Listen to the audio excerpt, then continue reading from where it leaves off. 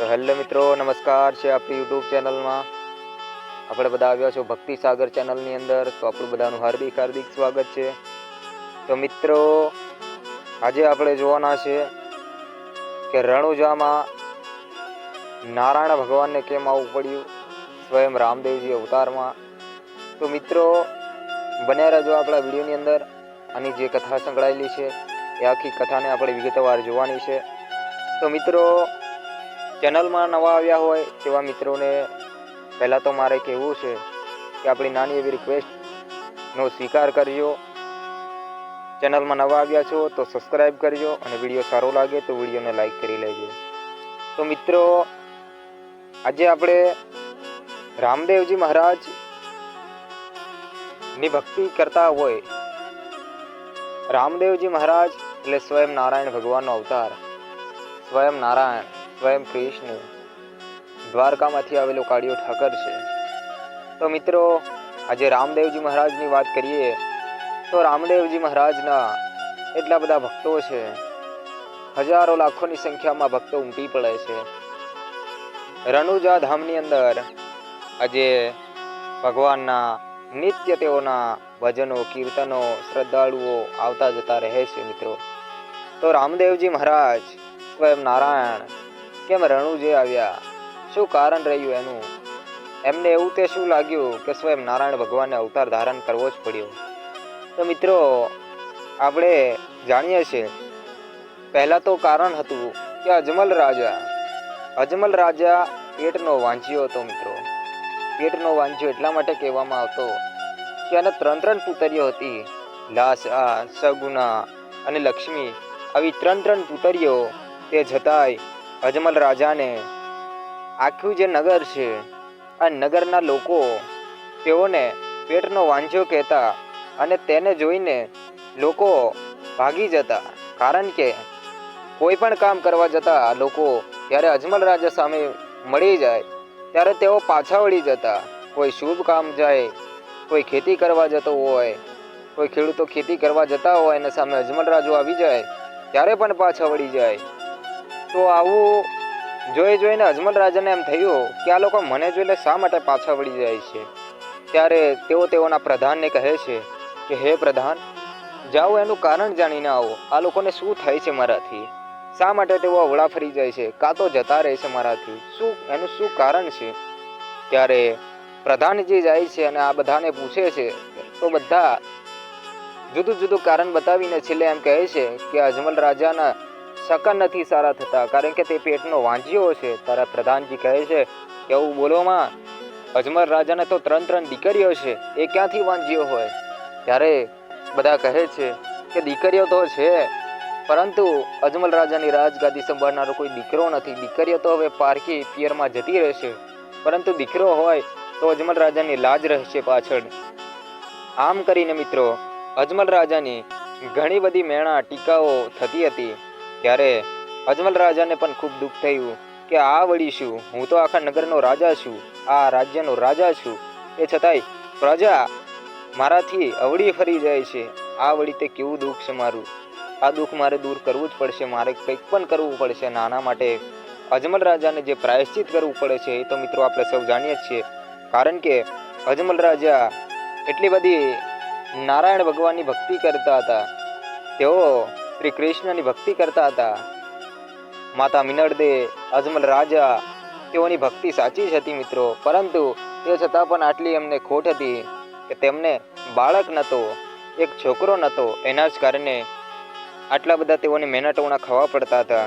ત્યારે અજમલ રાજો નક્કી કરે છે કે હવે મારે વનમાં જઈને ભક્તિ કરવી છે, મારે ભોળિયાનાથની એકવાર તો ભક્તિ કરવી છે, અને ભોળિયાનાથને મારે પૂછવું છે કે આ મારે કયા જન્મના આવા કર્મ તે આજે મારે આવા મેણા ટોણા ખાવાનો સમય આવ્યો, એક રાજા હોવા છતાં પણ. ત્યારે અજમલ રાજા જે છે તે વનમાં પહેલાં તો જાય છે અને ભગવાન શંકરની ભક્તિ કરે છે, અને શિવલિંગની ભક્તિ કરીને શિવજીને પ્રસન્ન કરે છે. અને શિવજી તેનો ઉપાય બતાવે છે કે હે અજમલ રાજા, હું તો કોઈનો દીકરો બન્યો નથી ને બનવાનો નથી, પરંતુ તમે જાઓ, તમે દ્વારકા જાઓ, તમારી પુકાર સાંભળનારો બેઠો છે, તમારા તમામ દુઃખનું નિવારણ લાવશે. ત્યારે મિત્રો સ્વયં નારાયણના શરણે જવા માટે અજમલ રાજો તત્પર થઈ જાય છે. તેઓ સ્વયં દ્વારકા જવા માટે નીકળવાનું નક્કી કરે છે. ત્યારે મિત્રો આપણે જાણીએ છીએ કે અજમલ રાજા પહેલાં તો તેઓના નગરમાં આવે છે, અને નગરમાં આવે છે એટલે તેઓના મહેલમાં આવે છે, અને મહેલમાં આવીને પોતે મિનળદેવને આ બધી વાત કરે છે. ત્યારે મિનળદેવ કહે છે કે ભલે તમે જાઓ દ્વારકા, એની ના નથી, પરંતુ તમે જુઓ, તમે જશો એટલે ઘણો બધો સમય જશે, પરંતુ પહેલાં તો આપણે જુઓ ઘરમાં શકુના છે એ જુવાન થઈ ગયા છે, તેના લગ્ન તો કરાવતા જાઓ, પછી એ નિરાતે કાળિયા ઠક્કરની શરણમાં જજો તમે. ત્યારે અજમલ રાજાને એમ લાગ્યું કે આ વાત ઠીક છે, મિનળદેવ સાચું કહે છે. આમ કરીને અજમલ રાજા પોતે સગુનાના લગ્નનું શ્રીફળ લઈને ગોળ બાપાને મોકલે છે. જાઓ તમે દેશ પ્રદેશ જાઓ, કંઈ પણ જાઓ, પરંતુ આ સગુનાના લગ્નનું માંગવું, જે સગાઈનું માંગવું છે, તમે એક સારા એવા રાજકુમારને ધરાવીને આવજો. અને આ જ રીતે બધા વિધિ વિધાનો કરીને સગુનાબેનના લગ્ન કરે છે. અને લગ્ન કર્યા પછી ત્યારે પણ સાસરિયા પક્ષેથી ખૂબ સગુનાબેનને પણ ઠોકરો મારવામાં આવે છે કે વીરા વગરની આ એની બેન, આમ કરીને ખૂબ ઠોકરો મારવામાં આવે છે. અને સગુનાબેન અજમલ રાજા રડી પડે છે, કારણ કે આ તે અમારા કયા કર્મના આવા દુઃખ છે અમને. આમ કરીને અજમલ રાજા અને સગુનાબા ખૂબ દુઃખી થાય છે. પછી આ બધો પ્રસંગ પત્યા પછી અજમલ રાજા મિનળબાને કહે છે કે હે મિનળદે, હવે તો મારે જવું છે, મારે કાળિયા ઠાકરના શરણે જવું છે, નારાયણના શરણે જવું છે.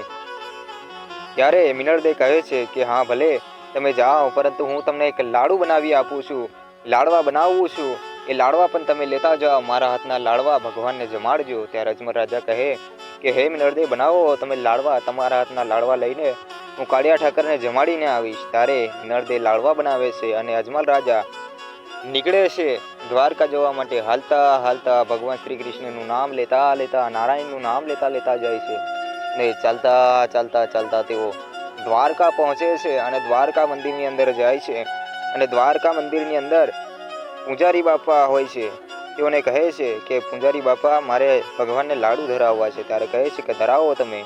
ત્યારે અજમલ રાજા ખૂબ આજીજી કરી રહ્યા છે, પરંતુ ભગવાન જે છે એ પથ્થરની મૂર્તિ, તેઓના લાડવા જમતી નથી. ત્યારે અજમલ રાજાને ક્રોધ આવે છે, તું આટલે દૂરથી આવ્યો તારી ભક્તિ કરતો કરતો, અને હું તને ભાવના લાડુ ખવાડું છું, એ તારે ખાવા નથી, તો લે આ લાડવા. આમ કરીને છૂટા ઘા કરે છે, ને જાડીના પણ ઘા કરે છે. આમ કરીને ભગવાનને જે મૂર્તિ હતી એ મૂર્તિ પર તેઓ લાડુના ઘા કર્યા. ત્યારે આ પૂજારી જોઈ જોઈને થાક્યો કે આ તો કોઈ ગાંડો લાગે છે, આને લાવો, મારે સીધો કરવો પડશે. ત્યારે અજમલ રાજાને કહે છે કે તમે બહાર નીકળો, તમારે ભગવાન જ જોઈતો હોય તો જાઓ પેલા દરિયાની અંદર મારી દો, અંદર કૂદકો, તમને મળશે સાચો અંદર ભગવાન.